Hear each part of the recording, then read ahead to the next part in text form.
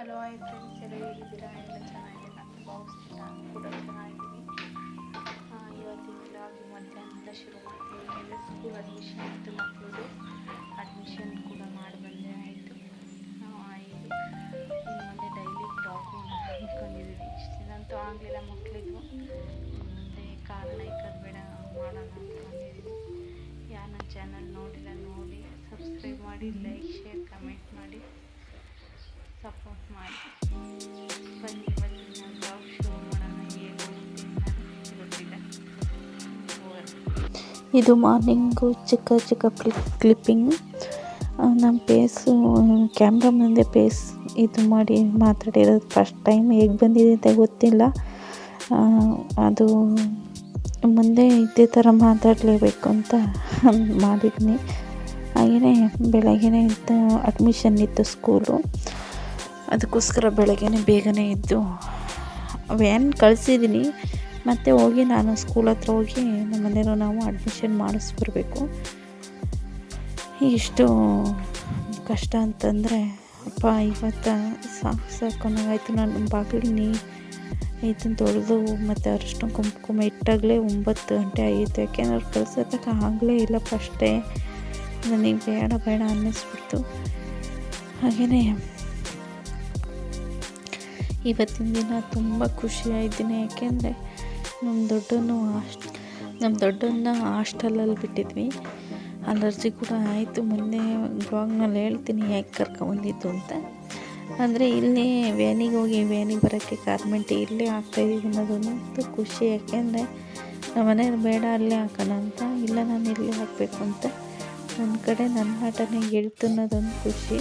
ಮತ್ತು ಇನ್ನೊಂದು ಕಡೆ ಇಲ್ಲೇ ನಾನು ಕಣ್ಣೆದ್ರಿಗೆ ಹೋಗಿ ಬೆಳಗ್ಗೆ ಎದ್ದು ಬರ್ತಾರೆ. ನಾನು ಎಷ್ಟೇ ಕಷ್ಟ ಆದರೂ ನಮ್ಮ ಎದುರಿಗೆ ಇರ್ತಾರಲ್ಲ ಅನ್ನೋದು ಒಂದು ಖುಷಿ.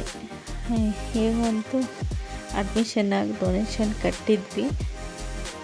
ಅದಕ್ಕೋಸ್ಕರ ಬೇಗನೆ ಬೆಳಗ್ಗೆ ಎದ್ದು ಬೇಗ ಕೆಲಸ ಮಾಡ್ಕೊತಿದ್ದೀನಿ. ಬೆಳಗ್ಗೆ ಅಂತಂದರೆ ಇಷ್ಟು ಕೆಲಸ ಇರುತ್ತೆ ಅಂದರೆ ಆಗೋದೇ ಇಲ್ಲ. ಏನೇ ಯೂಟ್ಯೂಬು ಹೆಂಗೆ ಹೋಗ್ತಿದೆ ಗೊತ್ತಿಲ್ಲ ನನಗೆ. ನೋಡೋರಿಗೆ ಏನು ಅನಿಸುತ್ತೆ ಅಂತ ಕಮೆಂಟ್ ಮಾಡಿ.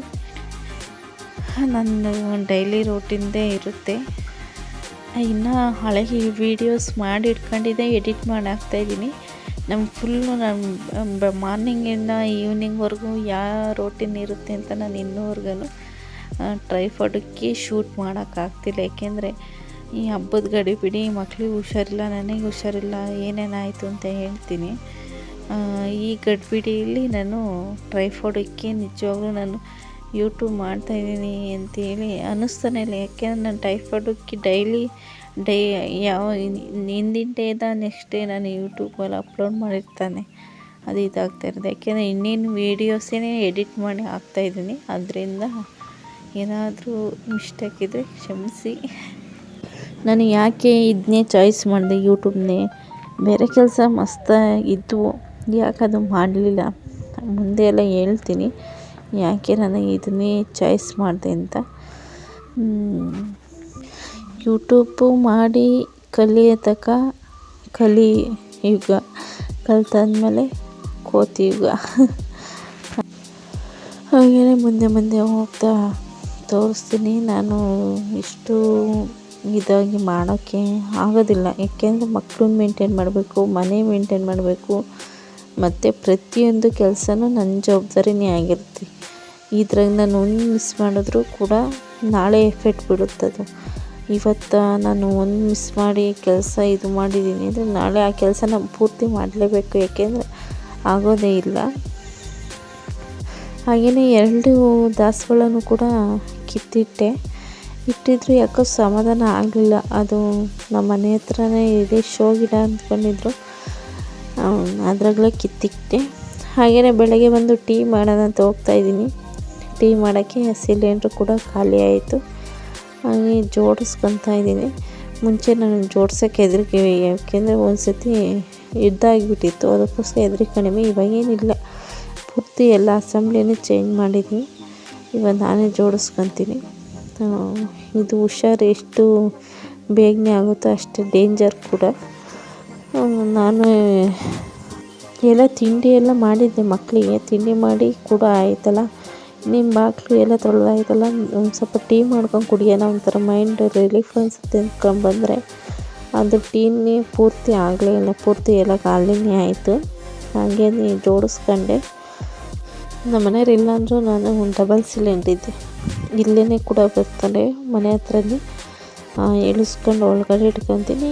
ಮತ್ತು ಖಾಲಿ ಆದಾಗ ನನಗೆ ಯಾವಾಗ ಖಾಲಿ ಆಗುತ್ತೋ ಆವಾಗ ತಿಂದ ಮತ್ತು ನಾನೇ ಇಳಿಸ್ಕೊಳೋದು, ಒಳಕ್ಕೆ ಇಟ್ಕೊಡ್ತಾರೋ ಅವರನ್ನೇ ಒಳಕ್ಕೆ ಇಟ್ಕೊಟ್ಟು ತಿರ್ಗಾ 1 ಬೈ 1 ಖಾಲಿ ಆದಂಗೆ ಹಾಕ್ಕೊಂತೀನಿ. ಹಾಗೆಯೇ ಎಲ್ಲ ಕೆಲಸ ಮುಗಿಸಿ ಸ್ಕೂಲ್ ಹತ್ರ ಹೋಗಿ ಬರಬೇಕು ಆಗುತ್ತೆ ಅಂದ್ಕೊಂಡು. ಕೆಲಸ ಸಂಜೆವರೆಗೂ ಇದ್ದೇ ಇರುತ್ತೆ ಕೆಲಸ ಮಾಡೋಕ್ಕೆ, ಮಾಡೋದು ಗೊತ್ತಿಲ್ಲ. ಇನ್ನು ಸ್ಕೂಲ್ ಹತ್ರ ಹೋಗಿ ಅಲ್ಲೆಲ್ಲ ಬಂದು ಓಡಾಡ್ಕೊಂಬಂದರೆ ಒಂಥರ ಊಟ ಕೆಲಸ ಮಾಡೋಕ್ಕೆ ಇಂಟ್ರೆಸ್ಟ್ ಇರೋಲ್ಲ. ಅದಕ್ಕೋಸ್ಕರ ಎಷ್ಟು ಬೇಗ ಆಗುತ್ತೆ ಅಷ್ಟು ಬೇಗ ಕೆಲಸ ಮುಗಿಸಿ ಹೋಗಬೇಕು ಅಂತೇಳಿ ಮಾಡ್ತಾಯಿದ್ದೀನಿ. ಹಾಗೆಯೇ 1/4 ಭಾಗ ಬಂದಿದ್ದೀನಿ, ನಂಗೆ 1/4 ಭಾಗ ಇದೆ. ಹಾಗೆಯೇ ಸ್ಮೆಲ್ ಬರ್ತಾಯಿದೆಯಾ ಅಂತ ನೋಡಿನೇ ಹಿಂದಕ್ಕೆ ತೂಗ್ತಾಯಿದ್ದೀನಿ. ಇದಕ್ಕೊಂದು ರ್ಯಾಕ್ ತಗೊಬೇಕು. ನಾವು ಮುಂದೆ ಹೇಳ್ಕೊಂಡು ಹಿಂದಕ್ಕೆ ತೂಗೋದಕ್ಕೆ ಈಸಿ ಆಗುತ್ತೆ. ತಗೊಳ್ಳೋಣ ಅಂತೇಳಿ ಮರ್ತೇ ಹೋಗುತ್ತೆ ಅದು.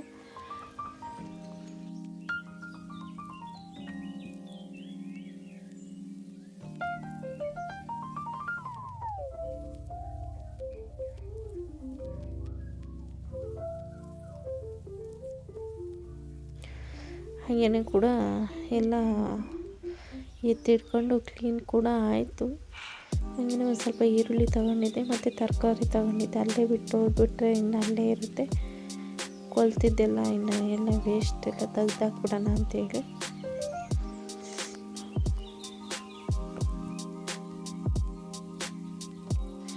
ಗಾರ್ಮೆಂಟ್ಗೆ ಹೋಗೋದ್ರಿಂದ ಎನಿ ಟೈಮ್ ತರಕಾರಿ ಇರಲೇಬೇಕು.